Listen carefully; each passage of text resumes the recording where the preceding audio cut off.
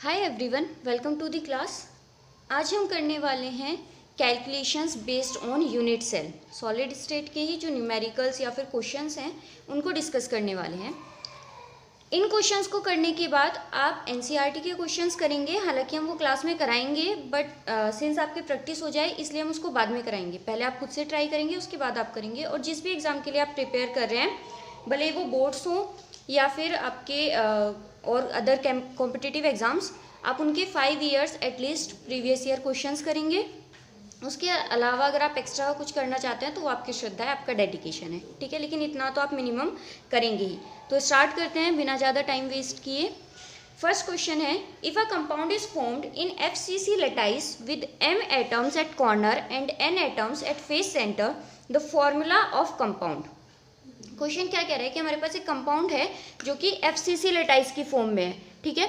और उसमें क्या है कि जो M एटम्स हैं वो कॉर्नर पर हैं और जो N एटम्स हैं वो फेस सेंटर पर हैं। तो आपको फॉर्मूला बताना है कंपाउंड का। तो हमें पता है गिविंग क्या है, FCC लैटिस है, ठीक है। कॉर्नर पर कितने एटम्स हैं, M, और फेस पर कितने एटम्स हैं according to question, N, face centre पर, ठीक है। लेकिन हमें पता है कॉर्नर पर कितने एटम्स होते हैं, 8 कॉर्नर्स होते हैं, तो 8 ही एटम्स होते हैं, है ना। ये एक यूनिट सेल है। तो अगर मैं बात करती हूँ इसके कॉर्नर्स 1 2 3 4 5 6 7 8, तो कॉर्नर्स पर कितने एटम्स हो गए, 8 एटम्स हो गए, एटम्स या पार्टिकल्स। और अगर मैं बात करती हूँ फेस सेंटर की, तो फेस कितने होते हैं टोटल, जैसे ये आपकी एक यूनिट सेल है ना, तो 1 2 3 4, जिस भी आप रूम में बैठे हो उसके टॉप के कॉर्नर्स और नीचे फ्लोर के 1 2 3 4, तो 8 तो कॉर्नर्स हो गए। अब फेस कितने हुए, तो एक टॉप जिस भी रूम में आप बैठे हो उसका फ्लोर और 4 वॉल्स, तो कितने फेस हो गए, 6। तो इसका मतलब हर एक फेस पर एक एक एटम इस तरीके से, तो टोटल कितने एटम्स हो गए, 6। लेकिन हमें पता है कि जो कॉर्नर के पार्टिकल्स होते हैं या एटम होते हैं वो कितना कंट्रीब्यूट करते हैं, 1/8, जबकि जो फेस के पार्टिकल्स होते हैं वो कितना कंट्रीब्यूट करते हैं, 1/2। तो यहाँ से अगर मैं फाइंड आउट करूँ तो ओवरऑल कॉर्नर के कितने पार्टिकल्स हो गए, 1, 8 से 8 कैंसिल, और ओवरऑल फेस के कितने हो गए, 2 3 ज़ा 6, 3। तो फॉर्मूला क्या बना, MN3, M1N3 और MN3। तो ऑप्शन इज 2। क्लियर हो गया। अब सेकंड क्वेश्चन की तरफ आते हैं। क्वेश्चन है, in a close packed arrangement of lattice that is HCP और CCP having an N atoms, the number of tetrahedral and octahedral holes present respectively are. Question क्या कह रहा है कि क्लोज पैक अरेंजमेंट है HCP या CCP type में। तो हमें पता है HCP या CCP एक्चुअली ये होते किस टाइप के हैं, तो ये होते हैं FCC टाइप, ठीक है। इसमें टोटल कितने एटम्स हैं, N एटम्स हैं। आपको बताना है नंबर ऑफ टेट्राहेड्रल और ऑक्टाहेड्रल होल्स कितने होंगे। तो आपको पता है, मैंने बताया हुआ है कि जो ऑक्टाहेड्रल वर्ड्स होते हैं वो इक्वल होते हैं नंबर ऑफ एटम्स के, और यहाँ पर नंबर ऑफ एटम्स कितने दिए हुए हैं, N एटम्स बोला हुआ है। तो दैट मीन्स ऑक्टाहेड्रल तो कितने हो गए, N हो गए ऑक्टाहेड्रल वर्ड्स। अब हम अगर बात करते हैं टेट्राहेड्रल की, तो मैंने आपको बताया था T20 से याद रखने के लिए इसका मतलब क्या हो गया कि T is equal to 2 × O, that means octahedral, और दैट मीन्स टेट्राहेड्रल। इसका मतलब टेट्राहेड्रल वर्ड्स कितने होते हैं, ट्वाइस ऑफ ऑक्टाहेड्रल। ऑक्टाहेड्रल कितने हैं, N, तो इसका मतलब टेट्राहेड्रल कितने हो गए, 2N। अब इन्होंने पहले कहा है टेट्राहेड्रल, उसके बाद कहा है ऑक्टाहेड्रल रेस्पेक्टिवली। तो टेट्राहेड्रल दैट मीन्स पहले 2N और उसके बाद N। कौन सा ऑप्शन है, ऑप्शन नंबर 4, ठीक है। क्लियर हो गया। देखो इसके बाद जब आप एनसीईआरटी क्वेश्चंस करोगे तो वो हो जाएंगे, अगर नहीं होते तो जब हम कराएंगे आप वहाँ से क्वेरीज ले सकते हो। और उसके बाद भी अगर आपको कोई प्रॉब्लम बचती है तो आप कमेंट करके बता सकते हो, वहाँ से हम लोग कवर करेंगे, ठीक है। नेक्स्ट क्वेश्चन की तरफ चलते हैं। इसके बाद हमारा टॉपिक रह जाएगा जो कि होगा डिफेक्ट्स, तो वो हम बाद में करेंगे जब हम उसकी थ्योरी कवर अप करेंगे, ठीक है। ओके, नेक्स्ट क्वेश्चन है, calculate number of unit cell in 58.5 gram of NaCl। तो देखो यहाँ पर आपको पहले ये पता होना चाहिए कि जो NaCl होता है वो FCC टाइप के क्रिस्टल लैटिस में अरेंज होता है। अब ये आपके एग्ज़ाम के डिफ़िकल्टी लेवल पर डिपेंड करता है कि वो इस चीज़ को गिवन मतलब देंगे आपको या नहीं देंगे। हालांकि मैं कोशिश ट्राई करती हूँ कि एक वीडियो में मैं आपको ये जो इम्पोर्टेंट क्रिस्टल्स हैं उनके स्ट्रक्चर के बारे में बता दूँ, बट अभी चलो अभी मैंने गिवन लिखा हुआ है यहाँ पर कि ये जो NaCl होता है वो FCC टाइप के लैटिस में अरेंज होता है। तो यहाँ पर क्वेश्चन क्या है कि आपको नंबर ऑफ यूनिट सेल बतानी है कि अगर हमारे पास 58.5 ग्राम NaCl है तो वो कितने यूनिट सेल में अरेंज होगा। जैसे अच्छा आप मुझे एक चीज़ बताओ कि जैसे ये एक NaCl की ही एक क्रिस्टल लेटाइस है जो किस टाइप की है, FCC। तो इस एक लेटाइस में कितने एटम्स आ सकते हैं टोटल? तो हमें पता है कॉर्नर पर 8 होते हैं, जिसमें जो ओवरऑल कितना आएगा 1 का कंट्रीब्यूशन देगा, और फेस पर 6 होते हैं जो ओवरऑल कितना कंट्रीब्यूशन देंगे, 3 देंगे। तो दैट मीन्स 4 हो गए। ये होता है ना 6 इंटू हाफ, और ये होता है 8 इंटू 1/8। तो ओवरऑल कितना हो गया 4। दैट मीन्स 4 एटम्स होंगे तो वो एक यूनिट सेल में अरेंज होंगे। अगर मैं कहूँ 8 एटम्स हैं तो आप कहोगे 2 यूनिट सेल में अरेंज होंगे। अगर मैं कहूँ 4, 8 एंड देन 16 है, ठीक है, तो वो कितनी यूनिट सेल में अरेंज होंगे, वो 4 यूनिट सेल में अरेंज होंगे। समझ में आ रहा है ना? 4 एटम एक यूनिट सेल में अरेंज होते हैं, तो 8 एटम कितने में होंगे, 2 यूनिट सेल में अरेंज होंगे। तो 16 एटम्स 4 यूनिट सेल में अरेंज होंगे। अब यहाँ पर एटम्स ना देखिए, आपको अमाउंट दे दिया कि 58.5 ग्राम हमारे पास NaCl है, तो वो कितने यूनिट सेल में अरेंज होगा। तो हम क्या करें, हम ये निकाल लें कि 58.5 ग्राम में कितने नंबर ऑफ एटम्स या कितने नंबर ऑफ पार्टिकल्स होते हैं। अगर हमें ये पता चल गया तो हम इजीली कैलकुलेट कर सकते हैं। चलो स्टार्ट करते हैं। क्वेश्चन समझ में आ गया ना कि हमें एक्चुअली करना क्या है। ठीक है, सबसे पहले मास ऑफ NaCl कि अगर हमारे पास एक NaCl है तो उसका मास कितना होगा, यानी कि 1 मोलिक्यूल ऑफ NaCl का मास, तो वो कितना होगा, mass of Na plus mass of Cl। ठीक है, Na का कितना मास होता है, Na का मास होता है 23 और Cl का मास होता है 35.5, और जब हम इनको ऐड करते हैं तो आंसर कितना आएगा, ये आएगा 58.5। दैट मीन्स 58.5 AMU या फिर एटॉमिक मास यूनिट। अगर आप एक NaCl लेते हो, ठीक है, अगर मैं इसको कन्वर्ट करूं ग्राम में तो इसका मतलब क्या हो जाएगा कि 58.5 ग्राम अगर मास है तो उसमें कितने नंबर ऑफ पार्टिकल्स होंगे। आप कहोगे ये किसका मास होगा, ये होगा 1 मोल ऑफ NaCl का। एक देखो, एक एटम है NaCl का तो उसका मास 58.5 एटॉमिक मास यूनिट, और अगर 1 मोल है NaCl का तो उसका मास 58.5 ग्राम। ठीक है, तो अब हमें पता है कि 1 मोल में कितने नंबर ऑफ पार्टिकल्स होते हैं। आप कहोगे एवोगैड्रो नंबर के equal of number of particles. ठीक है, और एवोगैड्रो नंबर कितना होता है, एवोगैड्रो नंबर होता है 6.023 इंटू 10⁻23। कई बार हम इसको 6.022 भी लिखते हैं, तो वो कंफ्यूज मत होना। ठीक है, यानी कि इतने नंबर ऑफ पार्टिकल्स हमारे पास हैं जो हमको यूनिट सेल में अरेंज करने हैं। अब कितनी यूनिट सेल में ये अरेंज होंगे, तो हमें पता है कि for 1 unit cell of FCC lattice, ये थोड़ा सा नीचे, for 1 unit cell of FCC lattice, अगर हम एक यूनिट सेल की बात करते हैं FCC लेटाइस की, तो उसमें कितने नंबर ऑफ पार्टिकल्स आते हैं। तो आप लिखोगे 1 into 1/8 plus lattice contains 6 into half, that means 4 particles. ठीक है, तो अगर मैं बात करती हूँ एक पार्टिकल कितनी लेटाइस में आता होगा, तो मैंने आपको पहले भी बताया हुआ है कि अगर आप ज़्यादा से कम की तरफ आते हो, मतलब 4 से 1, तो हम क्या करते हैं, डिवाइड करते हैं। तो हम क्या करेंगे, 1/4 कर देंगे। ठीक है, तो ये तो हो गया कि अगर हमसे एक पार्टिकल पूछा जाए तो एक पार्टिकल कितनी यूनिट सेल में आता है, 1/4 यूनिट सेल में। लेकिन मुझे कितने पार्टिकल्स के लिए चाहिए, मुझे चाहिए 6.023 इंटू 10⁻23 कितने पार्टिकल्स में आएगा। तो अब हम 1 से किस पे जा रहे हैं, 6.023 पर। अब हम ज़्यादा पर जा रहे हैं ना, तो हम करेंगे मल्टीप्लाई। तो 6.023 into 10⁻23 number of particles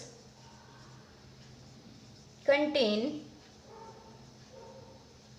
is equal to 1/4 into 6.023 into 10⁻23 unit cell. और जब आप इसे सॉल्व करोगे तो आपको आपका आंसर मिल जाएगा। 4 से सीधे सीधे डिवाइड करो 6.023 को, तो आंसर कितना आएगा, आंसर आएगा 1.5 अप्रोक्स में जा रहे हैं हम, क्योंकि हमको यहाँ पर बस 2 डिजिट तक ही दिख रही हैं वैल्यूज़, तो हम उतना ही निकालेंगे। 1.5 इंटू 10⁻23 यूनिट सेल, यानी कि अगर आपको 58.5 ग्राम NaCl को अरेंज करना है तो आपको इतने नंबर ऑफ यूनिट सेल लगेंगे। ठीक है, तो आंसर हो गया C। आई होप समझ में आ गया होगा। नेक्स्ट क्वेश्चन की तरफ चलते हैं। नेक्स्ट क्वेश्चन है, sodium metal crystallize in BCC lattice with cell HA, the radius of sodium atom. ठीक है, क्वेश्चन कह रहा है कि हमारे पास सोडियम मेटल है, वो BCC लेटाइस में क्रिस्टलाइज हो रहा है, ठीक है। तो सेल एज कितनी है, A है। आपको सेल एज दी हुई है, मतलब एज लेंथ दी हुई है A, आपको रेडियस निकालनी है, ठीक है। तो हमें पता है कि A और रेडियस में एक रिलेशन होता है, हमने किससे याद किया था, DAR से, ठीक है। तो यहाँ पर आ जाएगा 2:1, तो इसका मतलब A/2 R/1। हम बात किसकी कर रहे हैं, BCC की कर रहे हैं। BCC यानी कि थर्ड वाला था, ऊपर SCC था, फिर FCC। तो यहाँ पर क्या होता है, यहाँ पर हम किसी भी चीज़ की मल्टीप्लाई नहीं करते, और यहाँ पर 2 की मल्टीप्लाई करते हैं, यहाँ पर 2/√3 की मल्टीप्लाई करते हैं, सॉरी √2 की, और यहाँ पर 2/√3 की। तो जैसे ही हमने ये मल्टीप्लाई की, तो यहाँ से हमारे पास रिलेशन क्या निकल के आया कि A/2 2/√3 is equal to R/1 for BCC, ठीक। क्रॉस मल्टीप्लाई कर दो, क्रॉस मल्टीप्लाई की जरूरत नहीं है, हमें R की तो वैल्यू ही निकालनी है ना। तो R is equal to A, 2 × 2 4, और ये √3 यहाँ से कहाँ चला जाएगा, A के पास। तो आंसर कितना हो गया, R is equals to A √3/4, that is C, ठीक है। क्लियर हो गया। अब इसके बाद कुछ 1-2 क्वेश्चन है जो फैक्चुअल है बिल्कुल, ठीक है। तो वो मैं आपको बस ऐसे ही पढ़ के बता रही हूँ, आपको समझ में आ जाएंगे। स्टार्ट करते हैं। एक क्वेश्चन है, the crystal system having highest and lowest symmetry. चलो इसको मैं लिख देती हूँ। एक्चुअली आपको बताना है कि ऐसा क्रिस्टल सिस्टम जिसमें हाईएस्ट सिमेट्री हो, और फिर ऐसा क्रिस्टल सिस्टम जिसमें लोएस्ट सिमेट्री हो। तो हाईएस्ट सिमेट्री और लोएस्ट सिमेट्री से आप क्या समझते हो, देखो सिमेट्री का एक बहुत अच्छा एग्जाम्पल है स्क्वायर। कैसे, इसकी साइड्स भी इक्वल होती हैं, इसमें एंगल्स भी इक्वल होते हैं, तो ये सिमेट्रिकल हो गया, ठीक है। और जिसमें साइड्स और एंगल इक्वल ना हो वो अनसिमेट्री हो गया, या फिर आप कहोगे लोएस्ट सिमेट्रिक हो गया। तो जब हम बात करते हैं क्रिस्टल्स की, तो उसमें अगर हमें सिमेट्रिक देखनी है, तो मैंने आपको बताया हुआ था क्यूट आर मदर, इस तरीके से आपको याद कराया हुआ था, है ना। और फिर इसमें हमने नंबर ऑफ कट्स देखे थे। तो अगर हम क्यूबिक की बात करते हैं, तो हमें पता है इसमें नंबर ऑफ कट कितने होते हैं, 0, that means A is equal to B is equal to C। और जब हम एंगल की भी बात करते हैं, तो ये स्टार्टिंग के 3 थे, इनमें एंगल जो होते हैं वो इक्वल होते हैं, यानी कि alpha is equal to beta is equal to gamma equal to 90 degree. Overall हमारा काम इससे ही चल जाएगा कि तीनों एंगल इक्वल हैं, तीनों साइड इक्वल हैं। दैट मीन्स इस टाइप का जो क्रिस्टल होता है उसमें हाईएस्ट सिमेट्री होती है। तो हाईएस्ट सिमेट्रिकल सिस्टम कौन सा हो गया, क्यूबिक क्रिस्टल सिस्टम। अब अगर हम बात करते हैं लोएस्ट सिमेट्री की, तो लोएस्ट सिमेट्री वाला कौन सा होता है, जिसमें क्या होगा, मिनिमम इक्वल होंगे, या फिर आप कहो कि कोई भी इक्वल नहीं होगा। तो ऐसा कौन सा होता है, ऐसा होता है ट्राइक्लिनिक,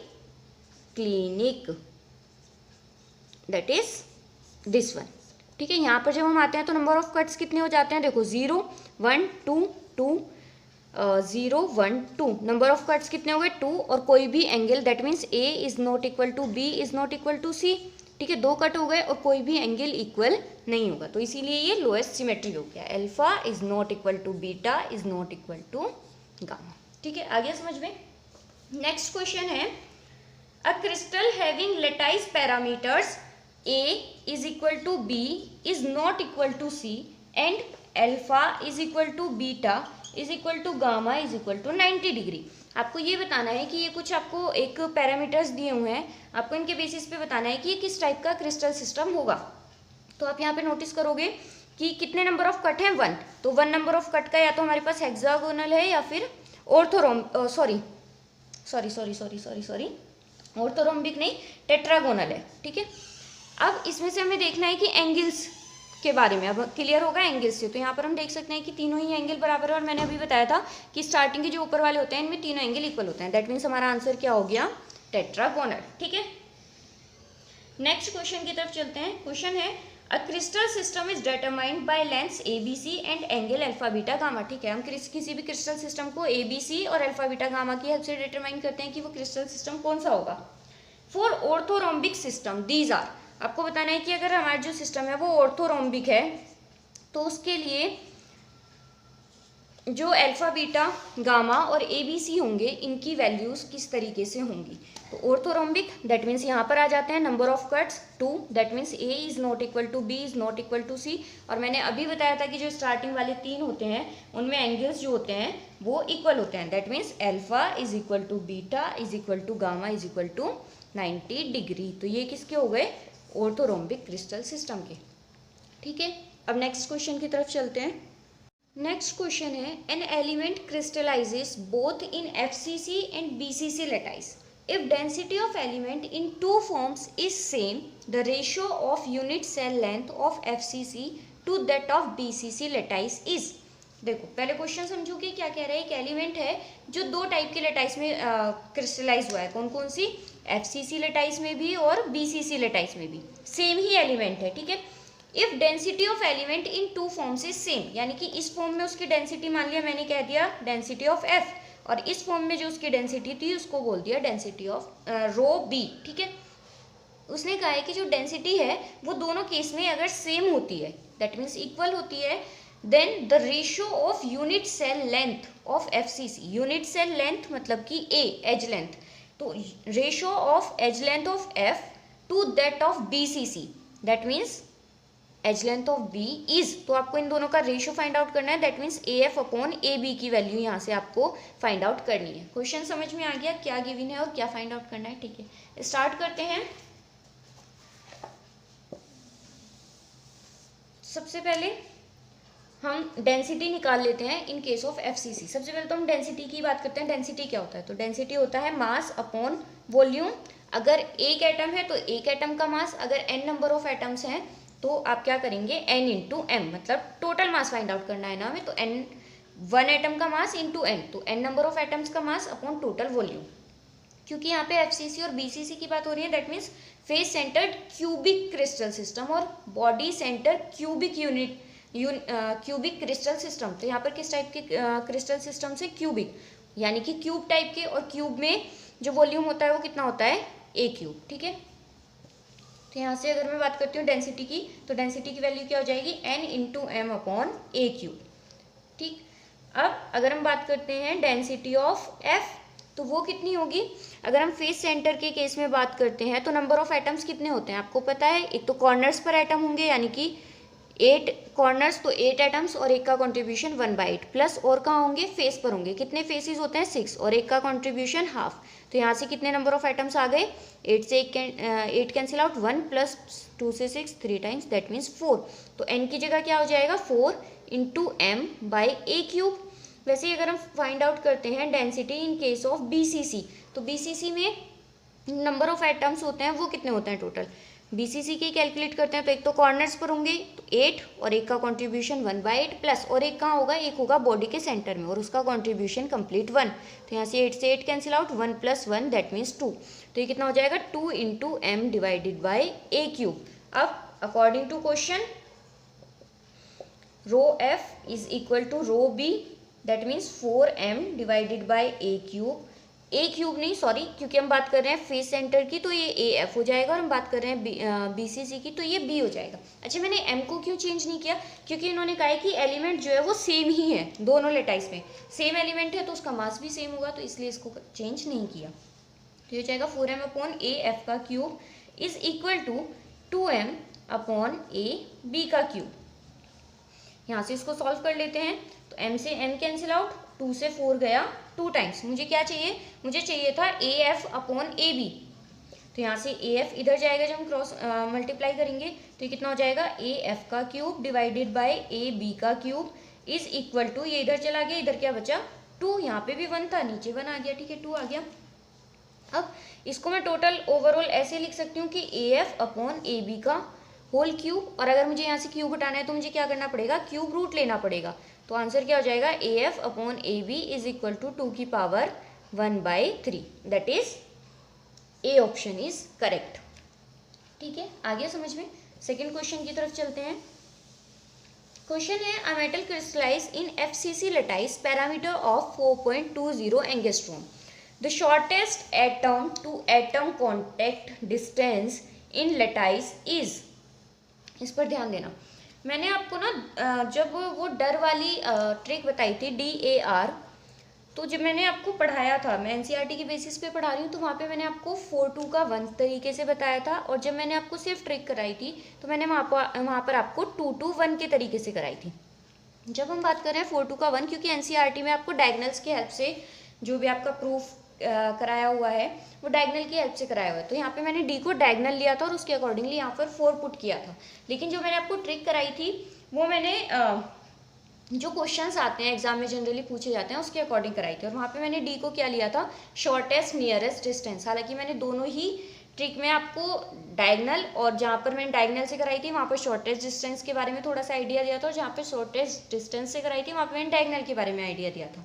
तो आई होप ये चीज़ आपको क्लियर होगी। वैसे भी यहाँ से साफ साफ दिख रहा है कि अगर आप डायगनल लेते हो तो यहाँ पे 4 आता है, और अगर आप शॉर्टेस्ट डिस्टेंस लेते हो तो यहाँ पर 2 आता है। दैट मीन्स ट्वाइस का ही डिफरेंस है, ठीक है।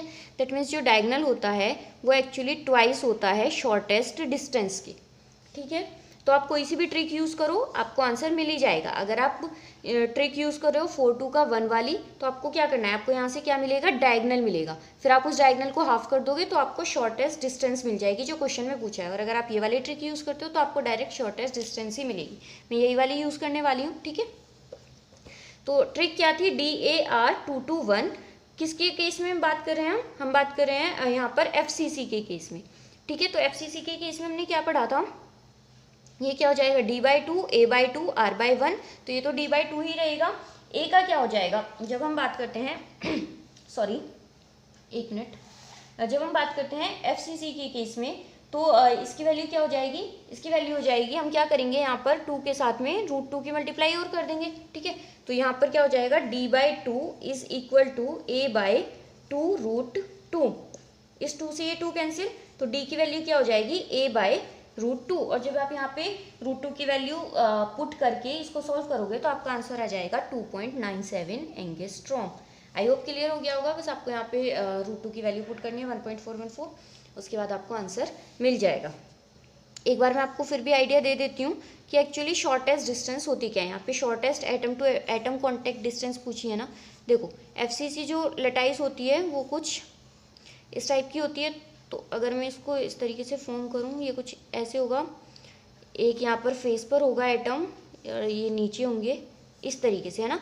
तो शॉर्टेस्ट डिस्टेंस का मतलब होगा ये वाली डिस्टेंस, जो यहाँ पर ये डायगनल फॉर्म हो रहा है ना, वो सही से बनानी है, कोई बात नहीं, समझ जाओ बस। तो शॉर्टेस्ट डिस्टेंस मतलब ये जो दोनों एटम यहाँ पर कांटेक्ट में है तो इनके बीच के डिस्टेंस, तो वो ये वाला पार्ट होगा ना, दिस वन। और आपका डायगोनल कितना है, यहाँ से पूरा यहाँ तक, ठीक है। तो इसका हाफ पार्ट जो है वो distance between 2 atom to atom contact, ठीक है। क्लियर हो गया। चलो नेक्स्ट क्वेश्चन की तरफ आते हैं। ये क्वेश्चन है जो अगेन कुछ थ्योरी टाइप का ही है, वो मैं आपको ऐसे ही बता देती हूँ, ठीक है। क्वेश्चन पढ़ लेती हूँ। The packing fraction for a hexagonal close packed arrangement is. आपको इसमें क्या बताना है, आपको पैकिंग फ्रैक्शन बताना है हेक्सागोनल क्लोज पैक के केस में। Hexagonal close pack that means HCP के केस में। तो आपको याद होगा कि HCP के केस में जो पैकिंग फ्रैक्शन था वो हमारा ओवरऑल कितना आया था, वो आया था 74%, ठीक है, HCP के केस में। तो अच्छा, अगर आपको परसेंटेज में ना गिवन हो, जैसे यहाँ पर जो ऑप्शंस गिवन है ना, वो क्या है, वो ऑप्शंस हैं आपके 0.633, 0.740, 0.950 और 0.414। दैट मीन्स यहाँ पर परसेंटेज की फॉर्म में ना होकर आपके क्या है कि आपको परसेंटेज का साइन हटा दिया है। तो परसेंटेज का साइन जब हम हटाते हैं तो यहाँ पर क्या आ जाता है, 100। दैट मीन्स 100 से डिवाइड हो गया है, तो आंसर कितना आ जाएगा, 0.74। तो ऑप्शन कौन सा करेक्ट हो जाएगा, सेकंड वाला। तो इसमें कंफ्यूज नहीं होना है, आपको इस तरीके से भी आ सकता है और आपको परसेंटेज की फॉर्म में भी आ सकता है, ठीक है। नेक्स्ट क्वेश्चन की तरफ चलते हैं। Question is polonium is only metal known to exist in HCC form. The density of polonium at 0 degree Celsius is 10 gram per cc. The atomic radius of polonium would be। Question क्या बोल रहा है कि polonium एक only metal है जो कि HCC form में एग्जिस्ट करता है, ठीक है। दैट मीन्स हमको यहाँ से पता चल गया कि HCC फॉर्म है। Density of polonium at 0 degree Celsius is 10 gram per cc। Density कितनी हो गई, 10 gram per cc, HCC type का हो गया, डेंसिटी हो गई 10 ग्राम पर cc। cc का मतलब क्या होता है, क्यूबिक सेंटीमीटर या सेंटीमीटर क्यूब। तो आप इसको इस तरीके से भी लिख सकते हो, सेंटीमीटर क्यूब, ठीक है। The atomic radius of polonium would be. आपको एटॉमिक रेडियस निकालना है, दैट मीन्स R की वैल्यू फाइंड आउट करनी है। आपको एक चीज़ और दी हुई है कि मास ऑफ पोलोनियम एटम, मतलब एक पोलोनियम एटम का जो मास होता है वो कितना होता है, 2.7 × 10⁻⁻22 ग्राम, ठीक है, एक पोलोनियम एटम का। स्टार्ट करते हैं। हमको फाइंड आउट क्या करना है, हमको फाइंड आउट करनी है रेडियस। गिवन क्या है, डेंसिटी। क्या डेंसिटी और रेडियस में कोई साथ में रिलेशन है? आप कहोगे कि नहीं, हमको तो नहीं पता। हमको डेंसिटी का एक फॉर्मूला पता है जो कि क्या होता है, rho is equal to N into M is divided by A cube volume, और इसमें तो आर कहीं भी नहीं आता है ना। लेकिन आप थोड़ा सा अगर आप और सोचोगे तो हम ये जरूर जानते हैं कि आर और ए में जरूर रिलेशन होता है ना, डी ए आर वाली ट्रिक से आप इजीली फाइंड आउट कर सकते हो। हमको पता है एससीसी टाइप की है तो हम इजीली फाइंड आउट कर सकते हैं, है ना। तो अगर हम यहाँ से ए निकाल लें तो हम आर भी फाइंड आउट कर सकते हैं। वेरी गुड, हम यही करने वाले हैं। स्टार्ट करते हैं। तो अगर मैं रो इज इक्वल टू एन यानी कि नंबर ऑफ एटम्स, किस टाइप की लेटाइस है, एससीसी। एससीसी में क्या होता है, 8 एटम्स होते हैं कॉर्नर पर, इसके अलावा कहीं और होते हैं, नहीं होते। तो इनका कंट्रीब्यूशन कितना होता है, एक एटम का 1/8 होता है। तो ओवरऑल कितने नंबर ऑफ एटम्स हो गए, 1। तो एन की वैल्यू कितनी हो गई, 1 into M. Mass of 1 atom कितना दिया हुआ है, 2.7 into 10⁻⁻22 gram is divided by A cube, ठीक है। और डेंसिटी की वैल्यू भी हमको कितनी दी हुई है, 10 ग्राम पर सेंटीमीटर क्यूब। ग्राम से ग्राम कैंसिल आउट हो गया। अब यहाँ से अगर मैं ए क्यूब की वैल्यू निकालूं तो वो कितनी होगी, ए क्यूब इज इक्वल टू 10 इधर आ जाएगा, 2.7 इंटू 10⁻⁻22, इसे क्रॉस मल्टीप्लाई कर लेते हैं ना, डिवाइडेड बाय 10, और ये सेंटीमीटर क्यूब इधर ऊपर चला जाएगा, यहाँ पे हो जाएगा सेंटीमीटर क्यूब। अब ये 10 ऊपर जाएगा तो ये क्या हो जाएगा, 10⁻⁻1। यहाँ पर 10⁻22 ऑलरेडी थी, 10⁻1 हो जाएगी तो कितना हो जाएगा, 10⁻23, ठीक है। आया ना समझ में, एक यहाँ से गया ऊपर तो 10⁻23 सेंटीमीटर क्यूब। अब जैसे ही मुझे इसका क्यूब रूट लेना होगा, क्यूब रूट 27 तो मुझको फिर भी दिख रहा है, किसका, 3 का। लेकिन इस 23 का क्या करूँ मैं, इसका कैसे लूँ, क्योंकि 23 ये क्या हो जाएगा, ये आपका बनेगा 2.7 इंटू 10⁻⁻23 की पावर 1 सेंटीमीटर क्यूब की पावर 1/3, ठीक। 1/3 का मतलब क्या हो गया कि 23 इंटू 1/3, ये तो सॉल्व नहीं होगा। लेकिन हाँ, 23 की जगह अगर यहाँ पे 24 होता तो वो 3 से कैंसिल आउट हो जाता। तो मैं वही करने वाली हूँ, यहाँ से पॉइंट हटाऊंगी। जैसे यहाँ से पॉइंट हटाया, नीचे 10 आया, ये 10 फिर ऊपर जाएगा तो 10⁻⁻1 होगा, और वो -1 23 में ऐड होके क्या हो जाएगा, -24। तो ये क्या हो गया, 27 इंटू 10⁻⁻24 हुआ। क्लियर कैसे हुआ, एक बार यहाँ पे लिख के बता देती हूँ। 2.7 था, यहाँ से पॉइंट हटाया तो नीचे 10 आ गया। अब ये 10 क्या होगा, जब ऊपर जाएगा तो ये क्या बन जाएगा, ये बन जाएगा इंटू 10⁻⁻1, ये -1 और ये -23 ऐड होके क्या हो जाएंगे, 10⁻⁻24। अब इसको सॉल्व कर लेते हैं। 27 किसका क्यूब रूट होता है, 3 का, 3 3 ज़ा 9, 9 3 ज़ा 27, 3 हो गया इंटू 10⁻⁻24 इंटू 1/3, 3 से कितनी टाइम्स जाएगा 24, 8 टाइम्स, तो ये हो जाएगा 3 इंटू 10⁻⁻8। और सेंटीमीटर क्यूब का जब 1/3 होगा तो क्यूब 3 इंटू 1/3 कितना हो जाएगा, सेंटीमीटर। तो दैट मीन्स जो आपका ए है, एज लेंथ, वो कितना हो गया, 3 इंटू 10⁻⁸ सेंटीमीटर। लेकिन हमारा क्वेश्चन यहाँ पर खत्म नहीं हुआ है, क्योंकि हमको रेडियस निकालना है, आर, ठीक है। तो अगर मैं एससीसी के लिए DAR वाली ट्रिक लगाती हूँ यहाँ पर, तो क्या होगी, डी को हटा देते हैं, इसका कोई काम ही नहीं है।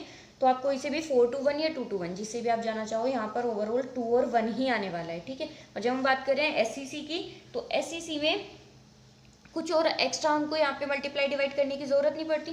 तो यहाँ से रेडियस क्या हो गया, radius is equal to a/2। A कितना था, 3 into 10⁻⁻8 centimetre is divided by 2। 2 से 3 को जब आप डिवाइड करोगे तो कितना आएगा, 1.5 इंटू 10⁻⁸ सेंटीमीटर। क्या कंप्लीट हुआ, नहीं हुआ, क्योंकि हमें जो यहाँ पर जितनी भी ऑप्शंस दिए हुए हैं वो सब एंगस्ट्रॉम में है। तो हमको पता है कि एक एंगस्ट्रॉम किसके इक्वल होता है, एक एंगस्ट्रॉम इक्वल होता है 10⁻⁻10 मीटर के, या फिर आप कहो 10⁻⁸ सेंटीमीटर के। तो यहाँ पे 10⁻⁸ सेंटीमीटर की जगह मैं क्या पुट कर दूंगी, 1 एंगस्ट्रॉम। तो ये क्या हो जाएगा, 1.5 इंटू इस पूरे की जगह क्या वैल्यू आ गई, 1 एंगस्ट्रॉम, दैट मीन्स 1.5 एंगस्ट्रॉम। तो आंसर हो गया ऑप्शन नंबर सी, ठीक है। आज का लास्ट क्वेश्चन है, if atoms or ions in a crystal are taken to be hard spheres touching each other in unit cell, then fraction of volume occupied in BCC structure is। Question क्या बोल रहा है कि अगर हम ये माने कि एक यूनिट सेल में जो भी स्फीयर है वो हार्ड, जो भी आपके आइटम है या आयन है वो हार्ड स्फीयर हैं जो कि हम लेके भी चलते हैं और वो एक दूसरे को टच कर रहे हैं, ऐसा ही हम मानते हैं। Then fraction of volume occupied in BCC structure is, तो आपको फाइंड आउट क्या करना है कि बीसीसी स्ट्रक्चर में जो वॉल्यूम है उसका फ्रैक्शन क्या होगा। ठीक है, हमको क्या निकालना है, fraction of volume. That means overall fraction of volume का क्या मतलब है कि वॉल्यूम का रेशियो, जितना वॉल्यूम स्फीयर ने ऑक्यूपाई किया है अपॉन टोटल वॉल्यूम। तो जैसे फॉर एग्जांपल ये एक यूनिट सेल है बीसीसी टाइप की, तो ये हो गए स्फीयर्स, जो एटम या आयन है वो हमको कैसे मानने हैं, स्फीयर्स मानने हैं और जो एक दूसरे को टच कर रहे हो, मतलब इसी टाइप से हमको मानना है ना। बीसीसी टाइप का स्ट्रक्चर होगा, एक बॉडी के सेंटर में भी होगा यहाँ पे इस तरीके से। ठीक है, अब आपको इसमें फ्रैक्शन ऑफ वॉल्यूम निकालना है, मतलब एक वॉल्यूम तो ये है जो इन स्फीयर्स में जो आयंस और एटम्स हैं इन्होंने लिया हुआ है, लेकिन कुछ वॉल्यूम में से खाली भी बच रहा है ना इस पूरी यूनिट सेल का, अगर देखा जाए तो उसका फ्रैक्शन निकालना है हमको। ठीक है, ये क्लियर हो गया क्या निकालना है और क्या गिवन है। हमको गिवन है कि जो हमारी यूनिट सेल है वो किस टाइप की है, बीसीसी टाइप का हमारा लेटाइस है। तो फ्रैक्शन ऑफ वॉल्यूम, या फिर आप इसको सीधे सीधे आप क्या बोल सकते हो, पीएफ, पैकिंग फ्रैक्शन या फिर पैकिंग एफिशिएंसी। क्या होती है वो होती है वॉल्यूम ऑक्यूपाइड बाय एटम्स और आयंस, जिनको हमने यहाँ पे स्फीयर माना है तो हम सीधे सीधे लिख दें volume occupied by sphere is divided by total volume of unit cell और या यूनिट सेल। ठीक है, अब वॉल्यूम ऑक्यूपाइड बाय स्फीयर, जितने भी स्फीयर्स होंगे या जितने भी एटम या आयन उस यूनिट सेल में होंगे। तो अगर हम बात करते हैं बीसीसी की, तो बीसीसी में नंबर ऑफ एटम्स कितने होते हैं, बीसीसी में एटम्स होते कहाँ कहाँ हैं, 8 तो कॉर्नर पे होते हैं जो 1/8 कंट्रीब्यूट करते हैं, और साथ में एक होता है बॉडी के सेंटर में जो पूरा का पूरा कंट्रीब्यूट करता है। तो कितने हो गए नंबर ऑफ एटम्स यहाँ पर, 8 से 8 cancel out, 1 + 1 that means 2, that means 2 spheres के इक्वल वॉल्यूम वहाँ पर ऑक्यूपाई होगा। तो एक स्फीयर का वॉल्यूम कितना होता है, एक स्फीयर का वॉल्यूम होता है 4/3 पाई r3, और क्योंकि यहाँ पर 2 स्फीयर्स हैं तो हम यहाँ पर इंटू 2 कर देंगे। और यूनिट सेल किस टाइप की है, BCC, body centre cubic unit cell, cubic है तो इसका वॉल्यूम कितना होगा, a3। ठीक है, अब हमको सीधे सीधे यहाँ पर बस क्या करना है, हमको r और a की वैल्यूज़ को किसी तरीके से रिलेट करना है। तो वही हम अपनी DAR वाली ट्रिक पर जाएंगे। यहाँ पे 2 और 1 आएगा, d को छोड़ देते हैं, इसका कोई काम नहीं है। लेकिन जब हम बात करते हैं बीसीसी की तो a में किसकी, 2/√3 की मल्टीप्लाई हो जाती है। तो यहाँ से क्या हो जाएगा, a/4/√3 is equal to r/1। ठीक है, और अगर मैं यहाँ से r/a निकाल लूँ, यहाँ पे मुझे r और a का कुछ फ्रैक्शन सा दिख रहा है ना, वो फाइंड आउट कर लेती हूँ। तो क्या हो जाएगा, r/a दैट मीन्स इसकी क्रॉस मल्टीप्लाई इधर हो जाएगी, ये √3 यहाँ पे पहुँच जाएगा, 1 भी वहाँ पे जाएगा, तो ये जाएगा √3 × 1 is divided by 4 is equal to r/a। तो r/a कितना हो गया, √3/4। मैं इसको कुछ इस तरीके से लिख सकती हूँ ना, 4 2 = 8/3 पाई r/a का होल क्यूब। भाई मैंने r और a को एक साथ लिख लिया, r³/a³ और फिर उस क्यूब को कंप्लीट के ऊपर लिख दिया। ठीक है, 8/3 पाई r/a की वैल्यू मुझे यहाँ पर दिख रही है कितनी, √3/4, तो √3/4 और इसका क्या हो जाएगा, क्यूब। तो 8/3 पाई √3 का क्यूब क्या होगा, 3√3, भाई √3 का स्क्वायर तो हो गया 3 और फिर एक क्यूब के लिए एक और बचा तो वो हो गया √3 डिवाइडेड बाय 4, 3 से 3 कैंसिल, 4 से 8 कैंसिल 2 टाइम्स। तो आंसर कितना हो गया यहाँ से 2√3 पाई, क्या हो गया 2√3 पाई। ठीक है, लेकिन ये हमारा आंसर नहीं होगा। आंसर क्या होगा,